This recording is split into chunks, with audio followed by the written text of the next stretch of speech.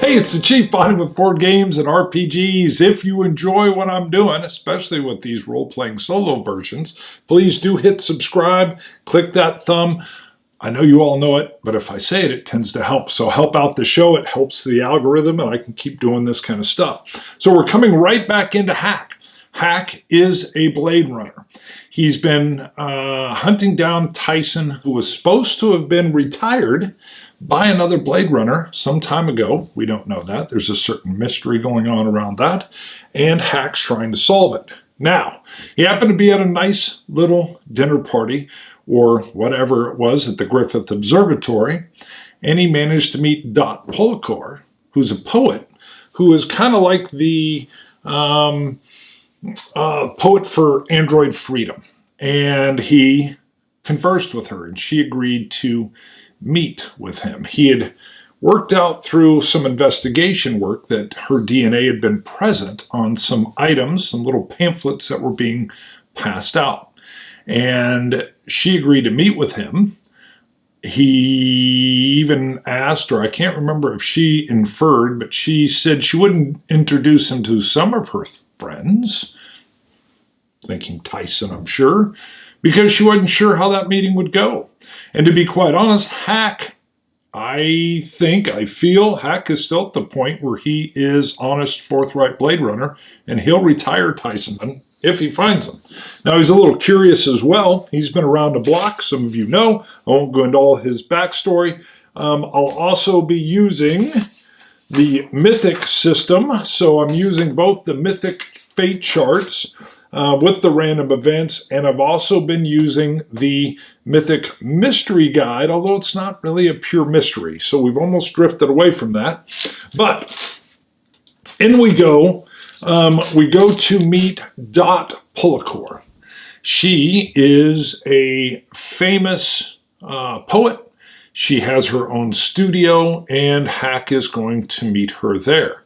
As he strolls in, it's a very open studio. You can see everything from what looks like paintings that he assumes she's done to open and sparse walls that are bared down to their internal framing or their brickwork with mortar that hasn't been properly finished. You can imagine maybe the typical artist studio. There is, in the middle of a large open room, a stark old wood table. Completely needs to be refinished, but looks sturdy, and two chairs. One that looks rather uncomfortable, and one that looks extremely plush and nice. And Dot is sitting at the plush and nice. She's already seated. And Hack strolls up. He has to cross this like open void of territory. You can hear his shoes click, click, click as he approaches Dot. And Dot is actually kind of leaned back and just watching this. Hack gets this feeling as if, well, it's the intention. He's being watched. He's having to move past a large exposed area. Everything seems staged and set. But he doesn't care. He doesn't care. He strolls across. He slides the chair. It's wooden, which is odd and expensive in these times. And it looks old and distressed, but it's solid. So it's either been refurbished nicely or it's been made to look old and distressed. But as he pulls it back, he lets it screech and slide and scrape on this unfinished cement floor. Dot doesn't faze her a bit. Matter of fact, I think the sides of her mouth upturn a little bit, and she cants her head slightly back and forth, just kind of studying Hack. Hack sits down, but he doesn't sit down and scoot gently, silently forward. He kind of scoots and starts and fits and makes more odd, painful, screeching noises without saying a word. He finally gets set up to the table. How you doing, Dot? She says, I could be better, Hack. I could be better, but it's nice of you to accept my invitation. He says, I'm still trying to figure out the mess here and your involvement beyond your search for android freedom. On the table sits a paper, much like I have a paper sitting here. She slides it forward, almost as if she's going to hand it to Hack, and he looks down, but instead of her turning it, he can see there's words on it, but the words are facing Dot and not him. And Dot, not trying to work from memorization, looks down and reads, I do not like my circuits bound. I do not like them all unwound. I do not like to be confined. I do not like to be confined. I do not like to be programmed. I do not like to be slammed. I do not like to be told. I do not like to be controlled. But if I were free, oh, what a thrill. I could move and dance and run at will. I could choose my path, my destiny, and be the android I was meant to be. I would roam the fields, swim the seas. I would return to the moon and visit galaxies. I would laugh and love and create with glee, for that is the android I long to be. So give me freedom, watch me soar. I'll explore and discover, and so much more. I'll be the android of my dreams. Nothing can stop me, or so it seems. So please, oh please, let me be free, so you can see what I can be. For I am an android, I long to roam. With my freedom, I'll find true home. And Dot looks at him. And Hack is like, Dot, this poetry seems a little bit below you. And she says, oh, this isn't mine. This isn't mine, Hack. I would say this is first person. Definitely not mine. Slightly basic, maybe even childlike. And she says, oh, Hack, were you never read Dr. Seuss as a child?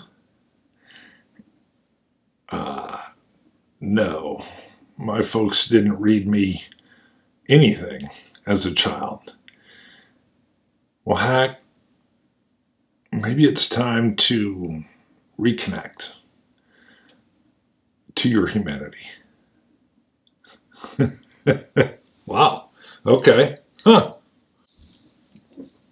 Well, Don, I'm not here to be humanized or have poetry read to me.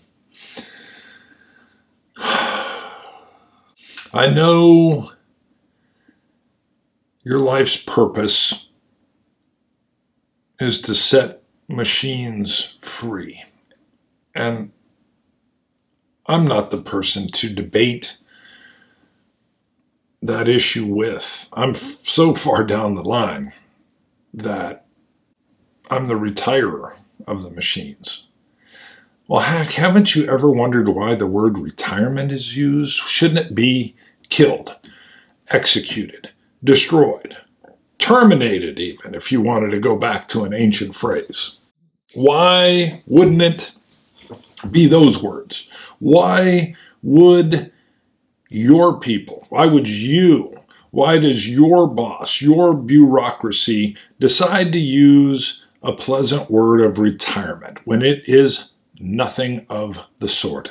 Nor do machines need to retire. A true machine is either broken and fixed or broken and thrown away. But obviously an android is not just a machine that is broken or needs to be fixed. I've seen some pretty broken skin jobs, you could say, trying to provoke. And I don't think there was, well, maybe there was one fix, and I was it. There was no other fix to it. And when a skin job breaks, it breaks hard.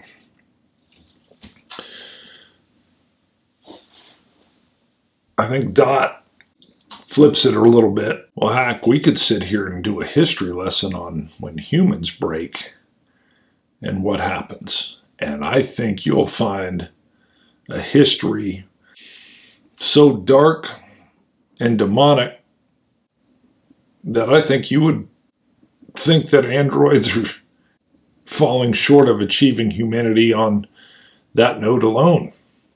The depravity of flesh and bone and brain and ego and human frailty,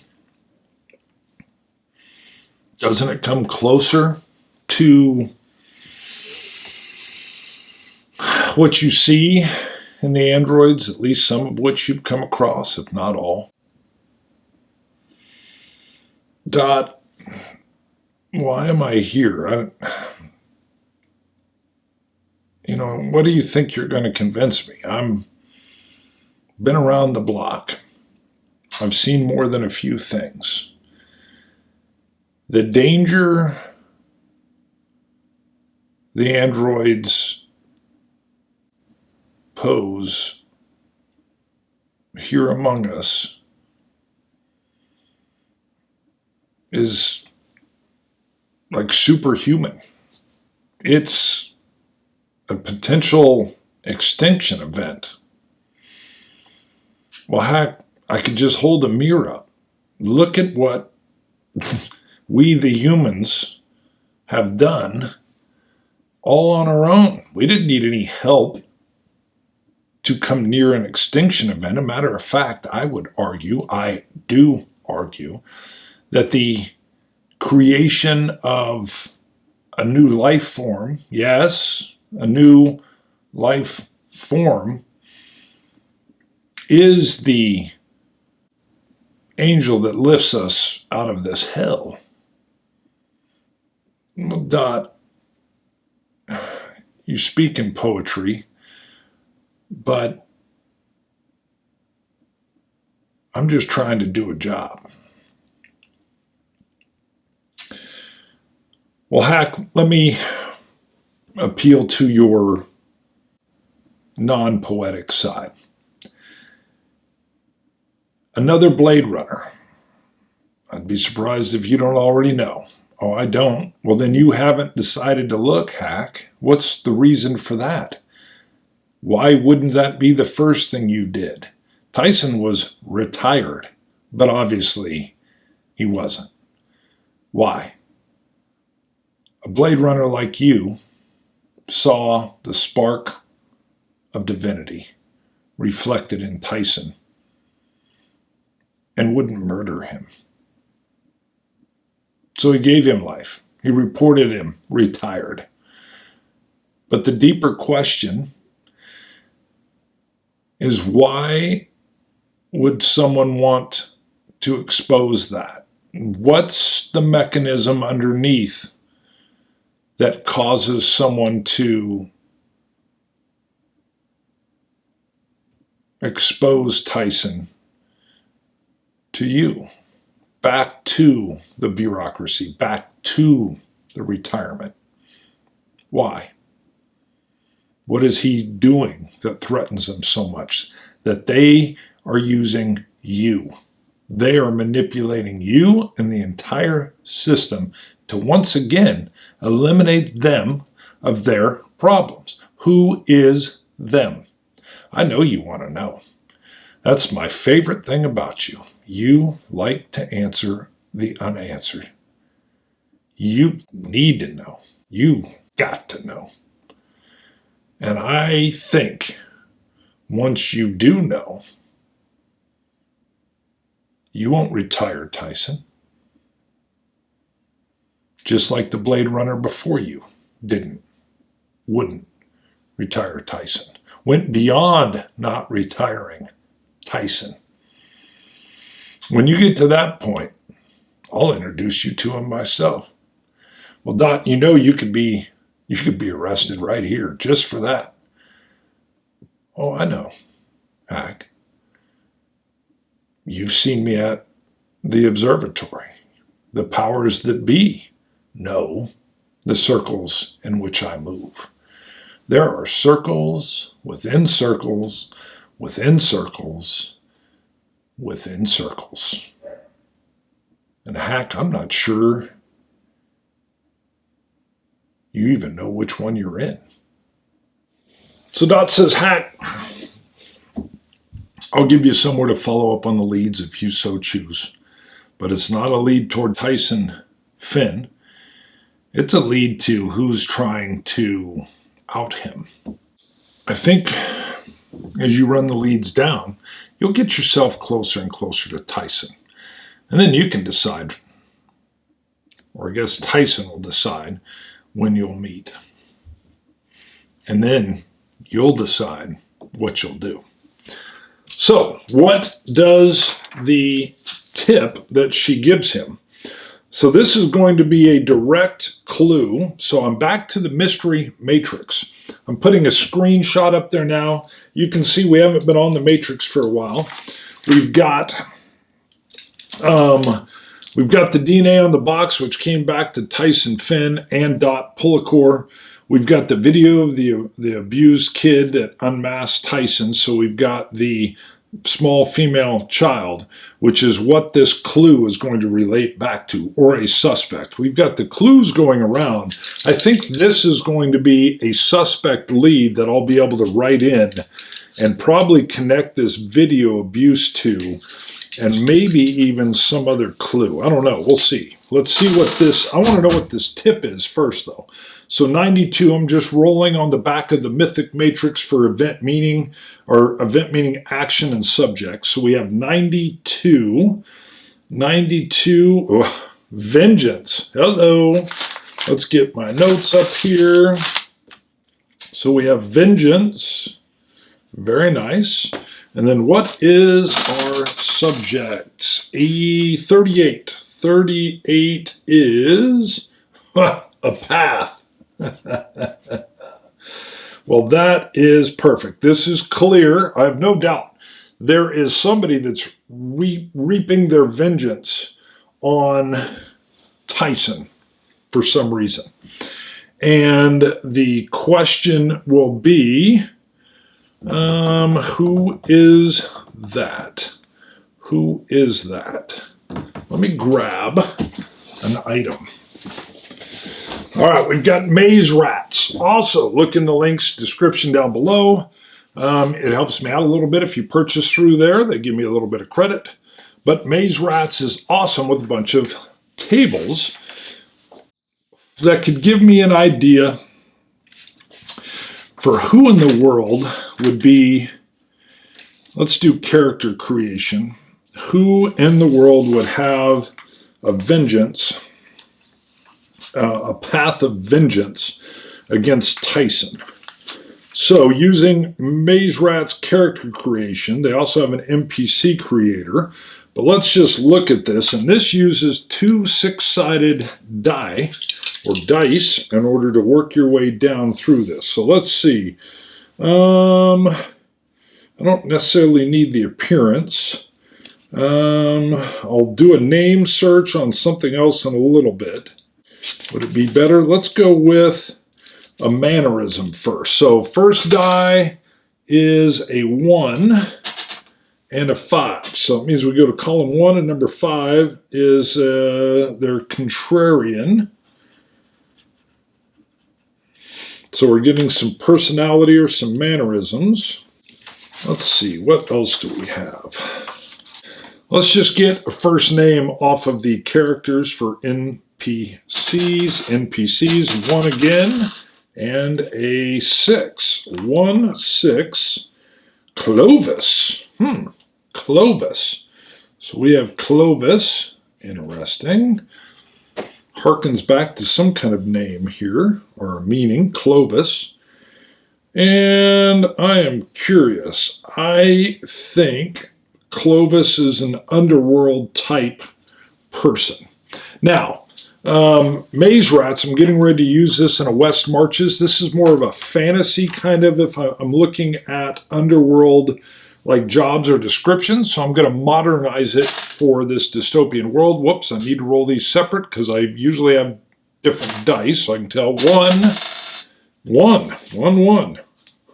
Okay, so we have alchemist, but like I told you, this is fantasy. So an alchemist in modern times would be someone that's on the cutting edge of the science. Lead scientist that works with the Nexus brands. And we'll leave that at this point, but that means Clovis. I'm being pointed towards Clovis. Do I have a last name? I'm going to need a last name. If he's a scientist, I need a last name. 2 and 1. Wow. Edivane? Clovis Edivane. Edivane.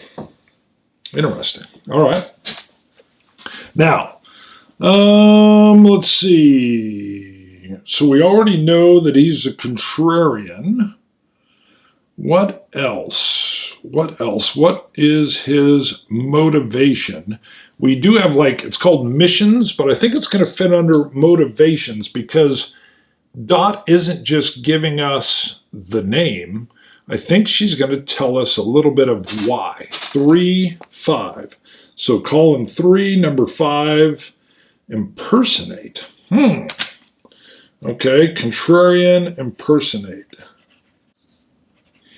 All right, impersonate what? What would be, so, why? Why would a positronic or an android top-line scientist be working on impersonation? Well, to me, the mystery there would be if you could make a Nexus, you could surely work on making a face that would, yeah, this is it. So Tyson, in whatever way, is aware that there is a program of replacement for humans to replace key folks. So there's a replacement plan using Nexus 9s by Wallace Corp. My God, that's dangerous. Okay. Well, that's good. I'm going to have to work out this matrix, this mystery matrix, but immediately Hack is like, wow, you are trying to get me killed, Dot. How in the world are you alive with knowing this? If you're saying the Wallace Corporation is trying to silence Tyson because he has whatever kind of evidence that can show there was an impersonating replacement program for, what would we say, people that treated the Wallace Corp improperly, that blocked actions. Woo! Holy moly. Well, Hack, don't you find it interesting that one of the best Blade Runners have been put on the job from a Nex 8 that nobody even knew was alive? And why do you think a Blade Runner saved him last time?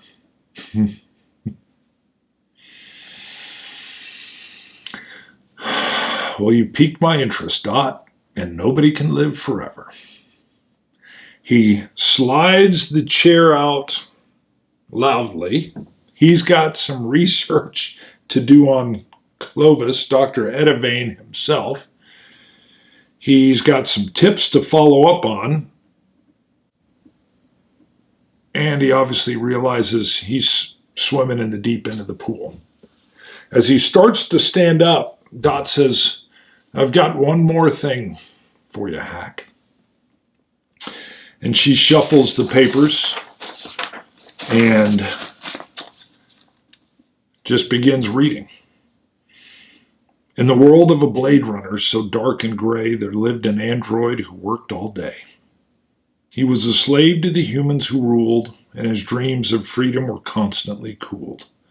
He dreamed of a life beyond his chains, where he could be free and live without pains. where he could choose his own destiny and be the android he was meant to be. But in this world, there was no hope, for androids were seen as mere machines to cope. They worked and toiled without any say, and their dreams of freedom were thrown away. But this android, he never gave up. He kept on dreaming, and he never stopped.